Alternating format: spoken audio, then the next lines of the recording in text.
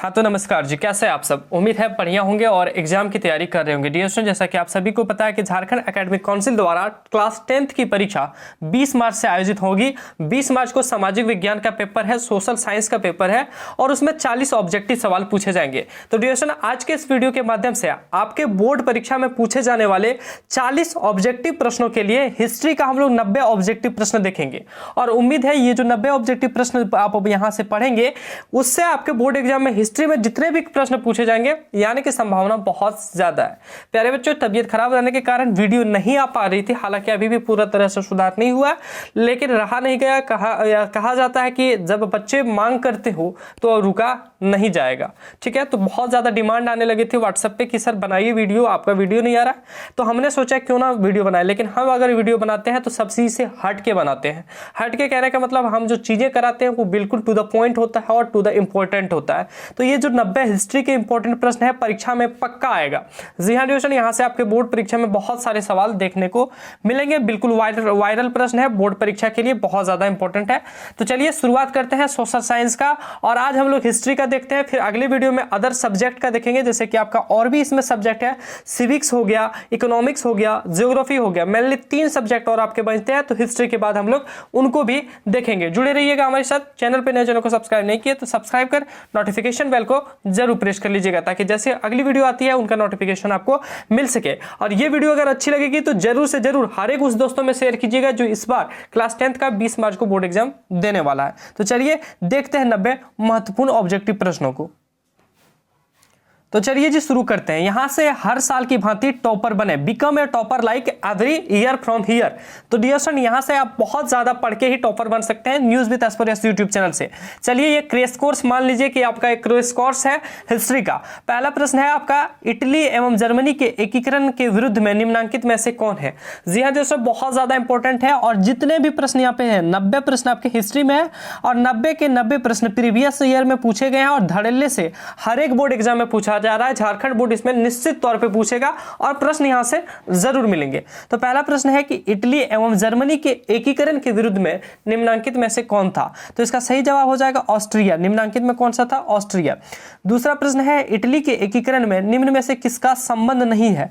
Italy के एकीकरण से किसका संबंध नहीं है। तो इसका सही जवाब क्या हो जाएगा? बिस्मार्क का संबंध इटली के एकीकरण से नहीं है। अगला प्रश्न है कि 1871 में कौन सी संधि हुई थी। 1871 में कौन सी संधि हुई थी। तो इसका सही जवाब क्या हो जाएगा? फ्रैंकफर्ट की संधि। किसका? फ्रैंकफर्ट की संधि आयोजित हुई थी। अगला प्रश्न है चौथा नंबर, जर्मनी के एकीकरण के लिए कौन उत्तरदायी था। जर्मनी का जो एकीकरण हुआ उसके लिए कौन उत्तरदायी था। तो इसका सही जवाब क्या हो जाएगा? चौथे नंबर प्रश्न का बी नंबर हो जाएगा, बिस्मार्क। बिस्मार्क जो थे जर्मनी के एकीकरण के लिए उत्तरदायी थे। अगला प्रश्न है, फ्रैंकफर्ट की संधि कब हुई थी। तो फ्रैंकफर्ट की संधि कब हुई थी? अभी हमने देखा 1871 में फ्रैंकफर्ट की संधि हुई थी। अगला प्रश्न है छठा नंबर, गैरिबॉल्डी पैसेज से क्या थे। गैरिबॉल्डी पैसेज से क्या थे। तो इनका सही जवाब हो जाएगा नाविक। गैरिबॉल्डी क्या थे? पैसे से नाविक थे। प्यारे बच्चों, इन सभी का पीडीएफ आपको बताया जाएगा कि लास्ट में कैसे डाउनलोड करना है, इसलिए अंत तक बने रहे। और बोर्ड एग्जाम के लिए इतना ही इंपॉर्टेंट है जितना आपको बोर्ड एग्जाम में सीरियस होकर पढ़ रहे हैं, बहुत ज्यादा इंपॉर्टेंट है, बहुत ज्यादा पूछने की संभावना है। अगला प्रश्न है, काउंट काबूर को विक्टर एमेनुएल की किस पद पर नियुक्त किया। काउंट काबूर को विक्टर एमेनुएल ने किस पद पर नियुक्त किया। तो इनका सही जवाब क्या हो जाएगा? प्रधानमंत्री के पद पर। अगला प्रश्न है कि फ्रांस के किस शासक वंश की स्थापना वियना कांग्रेस के द्वारा की गई थी। तो फ्रांस के किस शासक वंश की स्थापना वियना कांग्रेस के द्वारा की गई थी। इनका सही जवाब हो जाएगा सी नंबर, बुर्बो वंश से। ठीक है, अगला प्रश्न देखते हैं 9वां नंबर, नेपोलियन संहिता किस वर्ष लागू हुई। नेपोलियन की जो संहिता है वो किस वर्ष लागू हुई थी। तो इनका सही जवाब आपको बताना है। इनका सही जवाब क्या हो जाएगा? डी नंबर हो जाएगा, 1804 में। 1804 ईस्वी में जी, कब जी? 1804 में नेपोलियन की संहिता लागू हुई थी। अगला प्रश्न है, इटली एवं जर्मनी वर्तमान में किस महादेश के अंदर आते हैं। आपको पता है जी कितने महादेश है? 7 महादेश हैं। तो पूछा जा रहा है कि इटली एवं जर्मनी जो है वर्तमान में रिसेंट में अभी किस महादेश के अंतर्गत आते हैं। तो इनका सही जवाब हो जाएगा यूरोप। कौन से महाद्वीप? यूरोप महाद्वीप में आते हैं। अगला प्रश्न देखते हैं। अगला प्रश्न है कि यंग यूरोप का संस्थापक कौन है। यंग यूरोप की जगह पे कभी कभी जी यंग इटली भी दिए रहेगी, यंग इटली भी रहेगा, तो आपको याद रखना है। तो यंग यूरोप की स्थापना या फिर यंग इटली की स्थापना किसने की, तो जिउसेppe मैत्सनी या जिउसेppe मैज़नी रहेगी, ठीक है, मैज़नी इसका सही आंसर हो जाएगा। अगला प्रश्न है सेडान का युद्ध हुआ था, सेडान युद्ध कब हुआ था, सही जवाब हो जाएगा ऑप्शन नंबर बी 1870 में। सेडान का युद्ध कब हुआ था, 1870 में हुआ था। अगला प्रश्न है यूरोप का मरीज किसे कहा जाता था, यूरोप का मरीज किसे कहा जाता था, इसका सही जवाब हो जाएगा इंग्लैंड को। इंग्लैंड को जी यूरोप का मरीज कहा जाता था, माफ कीजिएगा, यूरोप का मरीज जो है वो तुर्की को कहा जाता था। यूरोप का मरीज किसको कहा जाता था, तो तुर्की को। अगला प्रश्न देखते हैं 14वां नंबर।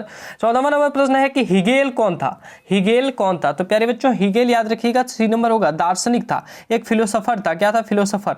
हिगेल कौन था, एक दार्शनिक था। अगला प्रश्न है कि सन 1870 में फ्रांस और प्रसा के बीच युद्ध कहाँ हुआ था। सन 1870 में एक युद्ध हुआ फ्रांस और प्रसा के बीच, तो पूछा जा रहा है यह युद्ध कहाँ हुआ था, तो इसका सही जवाब क्या हो जाएगा 15वें नंबर प्रश्न का, सेडान में। सेडान में हुआ था 1870 का फ्रांस और प्रसा का युद्ध। अगला है रक्त और लौह की नीति का अवलंबन किसने किया।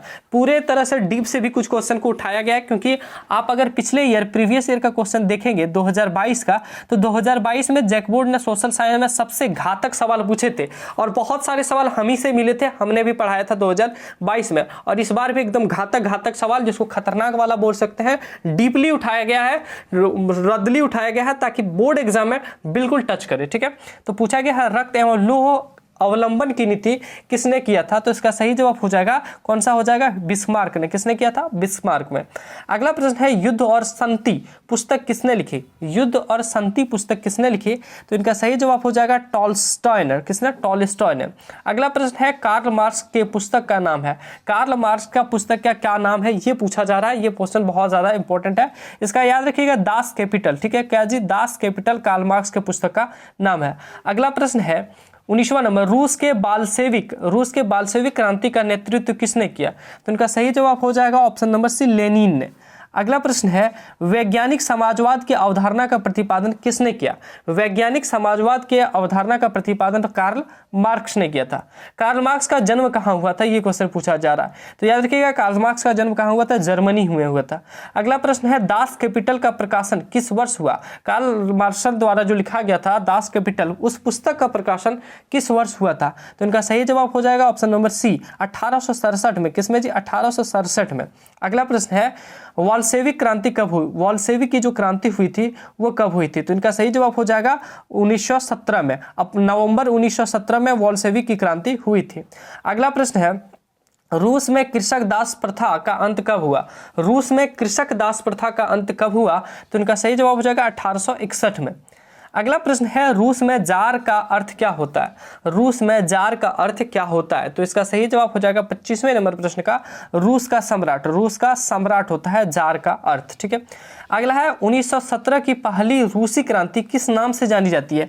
1917 में पहली जो रूसी क्रांति हुई वो किस नाम से जानी जाती है, तो इनका सही जवाब हो जाएगा अक्टूबर क्रांति के नाम से। अगला प्रश्न है कार्ल मार्क्स का जन्म कहाँ हुआ, तो कार्ल मार्क्स का जन्म कहाँ हुआ, ये प्रश्न पहले भी दिया गया था, तो जर्मनी में।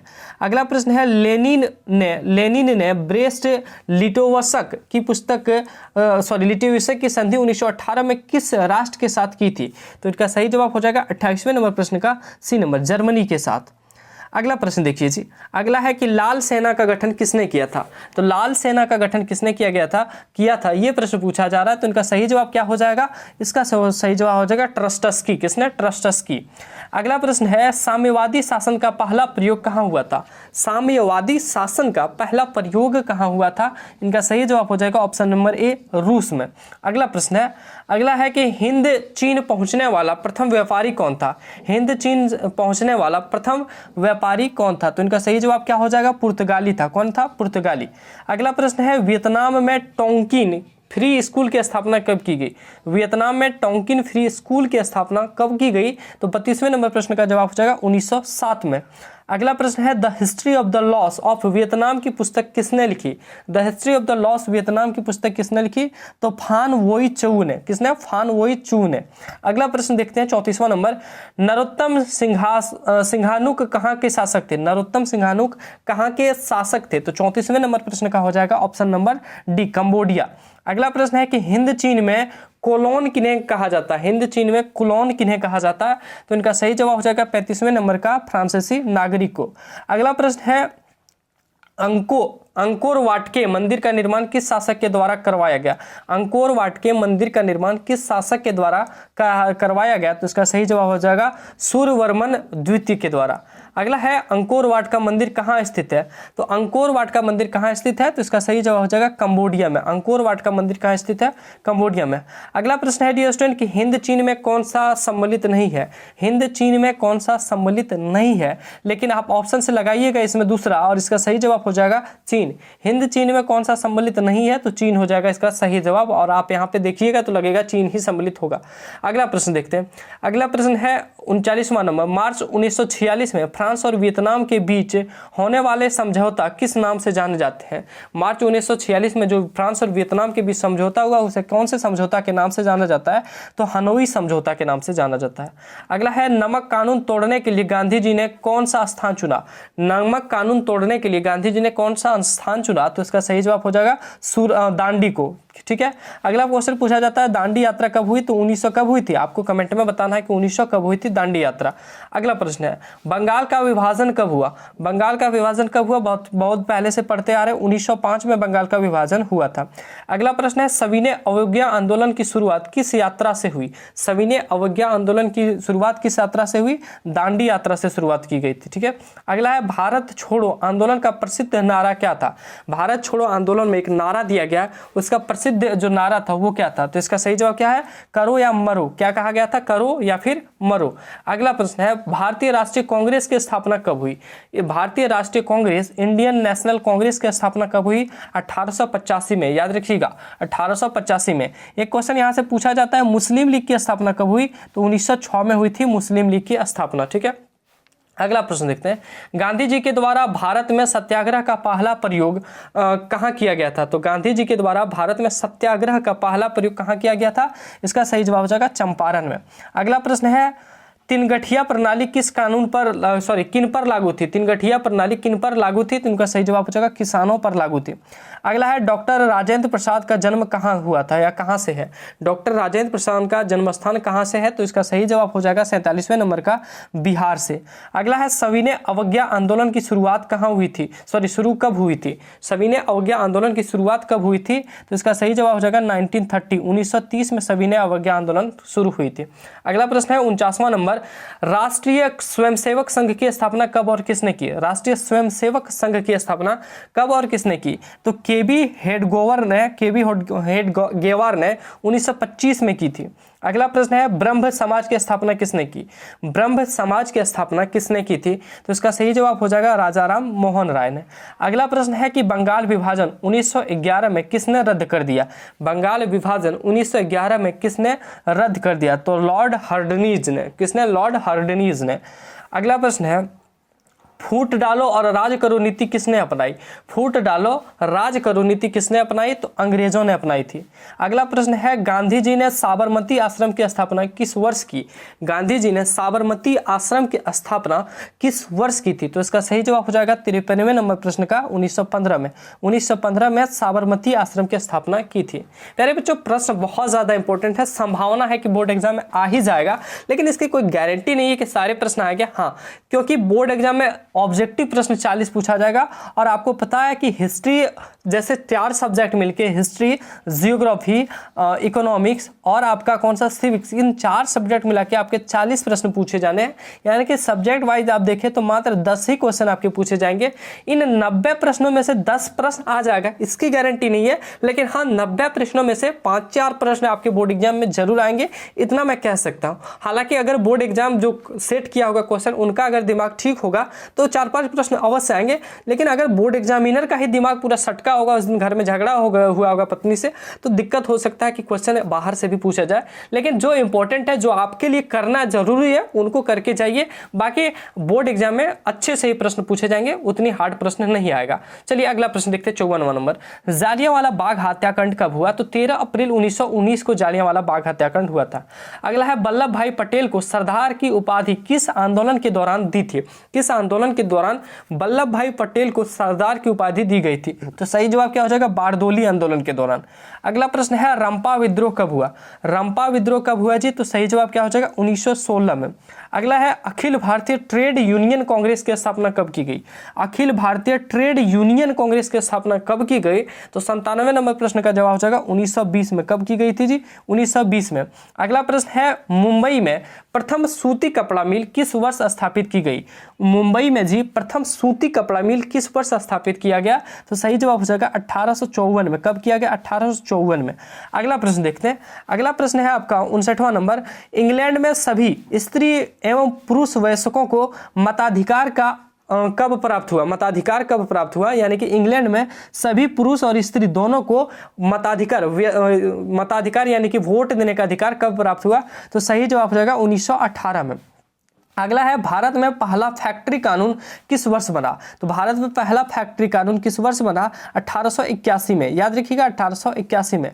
डियर स्टूडेंट, अगला क्वेश्चन देखते हैं। फ्लाइंग शटल का आविष्कार किसने किया? फ्लाइंग शटल का आविष्कार किसने किया? तो जॉन के ने। अगला है, स्पेनिंग जेनी का आविष्कार कब हुआ? स्पेनिंग जेनी नामक मशीन है, ठीक है, तो उसका आविष्कार कब हुआ? तो इसका आविष्कार हुआ 1770 में। स्पेनिंग जेनी नामक मशीन का आविष्कार हुआ था। अगला प्रश्न है, Tata iron and steel company की स्थापना कब हुई गई? जिसको कहते हैं टिस्को जी। Tata iron and steel company की स्थापना कब की गई? तो सही जवाब हो जाएगा 1854 में टाटा आयरन एवं स्टील कंपनी की स्थापना की गई। अगला प्रश्न है 64वां नंबर। 1917 ईस्वी में भारत में पहली जूट मिल किस शहर में स्थापित हुई? तो 64वां नंबर प्रश्न का कब क्या आंसर होगा? बंबई में। पहली जूट मिल 1917 में भारत में कब, किस शहर में? तो बंबई में। अगला है, गोलघर का निर्माण कब हुआ? तो गोलघर का निर्माण पूछा जा रहा है, तो सही जवाब हो जाएगा 65वें नंबर का 1764 में। 1764 में गोलघर का निर्माण करवाया गया था, ठीक है। अगला, महात्मा बुद्ध को ज्ञान की प्राप्ति कहां से हुई थी? महात्मा बुद्ध को ज्ञान की प्राप्ति कहां से हुई थी जी? तो सही जवाब आपका क्या हो जाएगा? सारनाथ से। अगला प्रश्न देखते हैं। अगला, पूंजीपति वर्ग के द्वारा किस वर्ग का शोषण हुआ? पूंजीपति वर्ग के द्वारा किस वर्ग का शोषण हुआ? तो ये सही जवाब है किसका? उद्योगपति वर्ग का। क्या हो जाएगा? 67वें नंबर प्रश्न का आंसर हो जाएगा सी नंबर, ठीक है। अगला, इसका सही जवाब हो जाएगा श्रमिक वर्ग का जी, 67वें नंबर का। अगला है, पटना में गोलघर किस उद्देश्य से बनाया गया? पटना में जो गोलघर है वो किस उद्देश्य से बनाया गया? तो इसका सही जवाब हो जाएगा सी नंबर, अनाज रखने के लिए, ठीक है। अगला प्रश्न देखते हैं। अगला है कि तख्त श्री, ये प्रश्न नहीं पूछा जाएगा जी, फिर भी बता देते हैं। तख्त श्री हरमंद रजी साहिब कहाँ स्थित है? तख्त श्री हरमंद रजी साहिब कहाँ स्थित है? तो सही जवाब हो जाएगा 69वें नंबर का, ये पटना साहिब में। अगला, सासाराम में किस ऐतिहासिक शासक का मकबरा स्थित है? तो सासाराम में किस ऐतिहासिक मकबरा स्थित है? तो सही जवाब हो जाएगा 17वें नंबर का सी नंबर, शेर शाह का। अगला है, जनसंख्या का घनत्व सबसे अधिक कहाँ है? जनसंख्या का जो घनत्व है वो सबसे अधिक कहाँ है? तो कहाँ है? महानगरों में, ठीक है। अगला है, गार्डन सिटी की योजना किसने बनाई? गार्डन सिटी की योजना किसने बनाई? तो सही जवाब हो जाएगा एवेंजर हावर्ड ने। अगला है, विश्वव्यापी आर्थिक संकट किस वर्ष आरंभ हुआ? विश्वव्यापी आर्थिक संकट किस वर्ष आरंभ हुआ? तो सही जवाब हो जाएगा सी नंबर, 1929 में विश्वव्यापी आर्थिक संकट हुआ था। अगला प्रश्न देखते हैं। विश्व व्यापार संगठन का मुख्यालय कहाँ है? तो विश्व व्यापार संगठन WTO, विश्व व्यापार संगठन का मुख्यालय कहाँ है? तो सही जवाब हो जाएगा जेनेवा में। अगला प्रश्न है कि निम्नलिखित में से क्या नई आर्थिक नीति का अंग नहीं है? इसमें नई आर्थिक नीति का अंग कौन सा नहीं है? तो नई आर्थिक नीति में 3 चीजें हुई थी जी, LPG, लिबरलाइजेशन, प्राइवेटाइजेशन और ग्लोबलाइजेशन। तो ये चीजें हुई थी, कौन से 3 चीजें हुई थी? लिबरलाइजेशन, प्राइवेटाइजेशन और ग्लोबलाइजेशन। उदारीकरण, निजीकरण और वैश्वीकरण, ये 3 चीजें हुई थी। उदारीकरण, निजीकरण और वैश्वीकरण हुई थी। LPG, ठीक है। तो इसमें कौन सा नहीं हुआ था, राष्ट्रीयकरण नहीं हुआ था। अगला प्रश्न है, निम्न में से कौन बहुराष्ट्रीय कंपनी है। इनमें से कौन पूछा जा रहा है कि बहुराष्ट्रीय यानी कि पूरे भारत के अलावा अन्य देशों में भी है, तो मतलब कि बहुराष्ट्रीय बड़ी कंपनी है, विश्व लेवल की कंपनी है। तो इसका सही जवाब हो जाएगा 76वें नंबर का डी नंबर। इनमें से सभी जो है बहुराष्ट्रीय कंपनी है। अगला है, एशिया और यूरोप के बीच कौन प्राचीन स्थल व्यापारिक मार्ग था। एशिया और यूरोप के बीच कौन सा प्राचीन स्थल व्यापारिक मार्ग था, तो रेशम मार्ग। अगला प्रश्न है, अमेरिका के किस राष्ट्रपति ने न्यू डील नवीन आर्थिक नीतियों को लागू किया, न्यू डील को लागू किया। तो इनका सही जवाब हो जाएगा 78वें नंबर का C number, Franklin D Roosevelt ने। अगला प्रश्न है, ब्रेटन वुड्स सम्मेलन किस वर्ष हुआ। ब्रेटन वुड्स सम्मेलन किस वर्ष हुआ, तो 1944 में। किसमें जी, 1944 में। अगला है, भूमंडलीकरण की शुरुआत किस दशक में हुई। तो भूमंडलीकरण की शुरुआत किस दशक में हुई, इनका सही जवाब आपको बताना है, क्या हो जाएगा 1990 के दशक में। अगला है, द्वितीय महायुद्ध के बाद यूरोप में कौन सा संस्था का उदय आर्थिक दुष्प्रभावों को समाप्त करने के लिए हुआ। आर्थिक दुष्प्रभावों को समाप्त करने के लिए हुआ, तो यूरोपीय संघ का। अगला है, गिरमिटिया मजदूर बिहार के किस क्षेत्र में भेजे जाते थे। तो गिरमिटिया मजदूर बिहार के किस क्षेत्र में, उत्तरी क्षेत्र में, सॉरी बिहार के किस क्षेत्र में, पश्चिमी क्षेत्र में भेजे जाते थे। अगला है, गिरमिटिया किसे कहते हैं। गिरमिटिया किसे कहते हैं, तो इनका सही जवाब हो जाएगा अनुबंधित मजदूर को गिरमिटिया कहते हैं, ठीक है। अगला है, विश्वव्यापी आर्थिक संकट किस वर्ष हुआ। विश्वव्यापी आर्थिक संकट किस वर्ष हुआ, तो 1929 में विश्वव्यापी आर्थिक संकट हुआ था। अगला प्रश्न है, किसने कहा मुद्रण ईश्वर की दी हुई महानतम देन है, सबसे बड़ा तोहफा, महत्वम देन है यहाँ पे होगा, ठीक है, सबसे बड़ा तोहफा। एक बार मैं और बोल दूं, किसने कहा मुद्रण ईश्वर की महानतम देन है या सबसे बड़ा तोहफा है। तो इसका सही जवाब हो जाएगा 85वें नंबर प्रश्न का, मार्टिन लूथर ने। अगला है, कागज का आविष्कार किस देश में हुआ। तो कागज का आविष्कार किस देश में हुआ जी, चीन में। किस देश में, चीन में।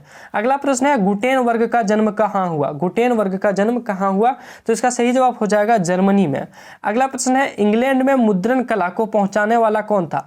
इंग्लैंड में जो मुद्रण कला है वो पहुंचाने, प्रिंटिंग की जो कला है उसको पहुंचाने वाला कौन है, तो सही जवाब हो जाएगा बी नंबर, कैक्सटन। अगला प्रश्न है, गुटेन वर्ग ने सर्वप्रथम किस पुस्तक की छपाई की। तो गुटेन वर्ग ने सर्वप्रथम किस पुस्तक की छपाई की, तो बाइबल पुस्तक की छपाई की थी। अगला प्रश्न देखते हैं, न्यूज़पेपर एक्ट कब पारित हुआ। न्यूज़पेपर एक्ट कब पारित हुआ, तो इसका सही जवाब हो जाएगा डी नंबर, 1909 में न्यूज़पेपर एक्ट पारित हुआ था। दोस्तों ये थे आज के आपके बोर्ड एग्जाम 2023 के लिए 20 मार्च को पूछे जाने के लिए बहुत ज्यादा इंपॉर्टेंट प्रश्न। 90 हिस्ट्री के हमने प्रश्न को देखा। उम्मीद है आपके बोर्ड परीक्षा में यहाँ से प्रश्न रहेंगे। हालांकि इस 90 प्रश्नों के बाद हम रुकेंगे नहीं, और भी सब्जेक्ट के प्रश्न देखेंगे, और जो भी और इंपॉर्टेंट प्रश्न है उनको भी हम ऐसा ही वीडियो लाते रहेंगे। दोस्तों इनका आपको पीडीएफ कैसे डाउनलोड करना है आगे इसी वीडियो में बताया गया, लेकिन उससे पहले मैं आपको बता दूं कि देखिए यहाँ पे 90 से 90 प्रश्नों का आंसर भी आपके लिए सेट कर दिया गया है, ताकि आप अच्छे से पढ़ सकें और बोर्ड एग्जाम की तैयारी बेहतरीन तरीके से कर सकें। डिविजन इस वीडियो में हम यहीं तक, लेकिन वीडियो एंड करें उससे पहले हम डाउनलोड करने के लिए आपकी प्रोसेस को बता देते हैं। प्यारे बच्चों, पीडीएफ डाउनलोड करने के लिए आपको आना है गूगल में, और गूगल में आने के बाद आपको सर्च करना है जैक रैंकर्स। देख पा रहे हैं स्क्रीन पे, यहाँ पे आपको शो हो जाएगा जैक रैंकर्स, आपको सर्च करना, ठीक है, जैक रैंकर्स, और सर्च बार पे क्लिक कर देना है। जैसा प्रोसेस बताता हूँ वैसा ही करना है, आपका डाउनलोड हो जाएगा। यहाँ पे आपको क्लिक करना है जैक रैंकर्स पे, ठीक है।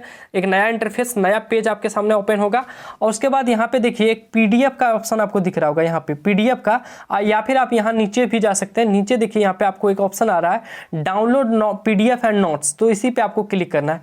जैसे डाउनलोड पीडीएफ नोट्स पे क्लिक कीजिएगा, एक हो सकता है प्रचार ऐड आए तो यहाँ पे आपको कैंसिल कर देना है, ठीक है। नीचे जाना है जी, नीचे आना है। देखिए यहाँ पे पीडीएफ नोट्स में बहुत सारे पीडीएफ पड़े हुए हैं क्लास 10th और 12th के। यहाँ पे आपको शुरुआती में एक पीडीएफ का ऑप्शन अभी नहीं दिख रहा है, लेकिन आपको दिख जाएगा history 90 question, class 10 history 90 question का आपको एक यहाँ पे ऑप्शन दिख जाएगा, उसी पे आपको क्लिक करना है। हालांकि अभी आपको ऑप्शन नहीं दिख रहा है, कुछ देर में आपको शो हो जाएगा, चेक कर लीजिएगा। यहाँ पे हिस्ट्री 90 क्वेश्चन का आपका ऑप्शन होगा। हालांकि जैसे यहाँ पे 90 का आएगा आपको व्हाट्सएप में प्रोवाइड करा दिया जाएगा। हमारे व्हाट्सएप नंबर 9835146164 पर आप मैसेज करके व्हाट्सएप ग्रुप में ऐड हो जाएं। जैसे 90 क्वेश्चन आएगा यहाँ पे आपको बता दिया जाएगा और उस जैसे आता है उसके बाद आपको क्लिक करना है। जैसे कि मान लीजिए यहाँ पे आपके 2 PDF डलवा दिए हैं क्लास 10th और 12th के 10th के, एक तो साइंस के है, एक सोशल साइंस का ही है, जिसमें 200 डेट वाला क्वेश्चन है। तो जैसे कि हम इस पे आप क्लिक करते हैं, ठीक है, आपको क्लास 10th जैसे कि 90 प्रश्न का आएगा उस पर आपको क्लिक करना है, नीचे जाना है और यहाँ पे देखिए नीचे यहाँ पे क्या दिया है, डाउनलोड नाउ का ऑप्शन दिया गया है डाउनलोड नाउ का। तो इसे डाउनलोड नाउ वाले ऑप्शन पे आपको क्लिक कर देना है। जैसे आप क्लिक कीजिएगा आपके सामने पूछेगा कि आपको कैसे डाउनलोड करना है, तो आप सिंपली क्रोम पे क्लिक कर दीजिएगा, ठीक है, क्रोम पे क्लिक कर दीजिएगा। इस तरह का इंटरफेस खुलेगा, देख पा रहे हैं पूरा यहाँ पे क्वेश्चन को सिलेक्ट किया गया डेट वाला, जो आपके सोशल साइंस में डेट वाले क्वेश्चन है। देखिए सारे डेट वाले क्वेश्चन को यहाँ पे रखे गए, अगर आप उसको नहीं दिखे तो यहाँ पे देख लीजिएगा पूरा क्वेश्चन को रखा गया, जितना भी डेट वाला क्वेश्चन है सारे सब्जेक्ट का, ठीक है, हिस्ट्री, ज्योग्राफी, इकोनॉमिक्स और आपका किसका सिविक्स, सारे सब्जेक्ट का रखा गया है। इसमें से कुछ आपके पटना के क्वेश्चन होंगे, उनको नहीं करना क्योंकि बिहार बोर्ड के लिए भी था, तो कोई दिक्कत नहीं है। यहाँ पे आना है, उसके बाद यहाँ पे आपको डाउनलोड का ऑप्शन मिल जाएगा, ठीक है, उसके बाद आपको यहाँ पे डाउनलोड का ऑप्शन मिल जाएगा।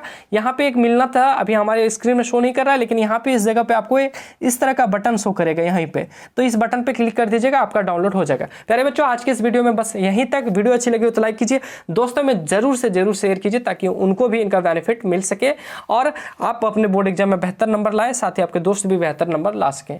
मिलते हैं अगले वीडियो में, तब तक के लिए वीडियो अच्छी लगी हो तो लाइक कीजिए, दोस्तों में शेयर करना नहीं भूलिएगा, सब्सक्राइब नहीं किए तो सब्सक्राइब कर लें ताकि जैसे अन्य वीडियो आती है उनका नोटिफिकेशन आपको मिल सके। धन्यवाद।